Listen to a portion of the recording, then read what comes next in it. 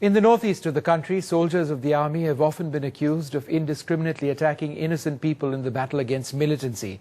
There are clear exceptions.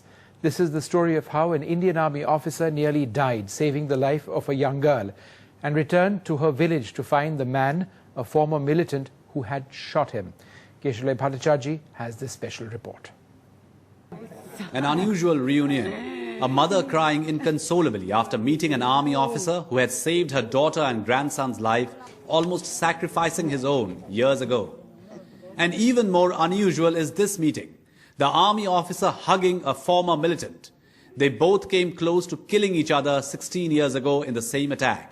On 25th January 1994, Captain D.P.K. Pillai was out on a patrol. That night when he reached Elpabram, 4 militants were waiting for him. In a fierce gun battle, one of them died and Pillai was grievously injured. He saw a young girl also injured in the crossfire.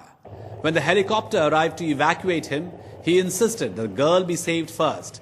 And as a dying wish, he convinced his men and his officers not to launch any attack on the village sheltering the militants. Pillai recovered and recently established contact with Elpabram and journeyed back to the village. The reunion was touching. It's amazing to come back here to something that anyone would do, I think, because she didn't know what the reason why she's got shot. I knew what I was there for. They knew what they were fighting for. But what is their fault? So I think we owed them. Village chairman Mr. Atanbo remembers every moment of that night.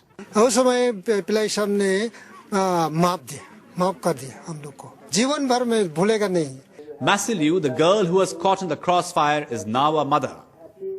Dingamang, the 6-year-old nephew of Masiliu, was also injured in that gunfight.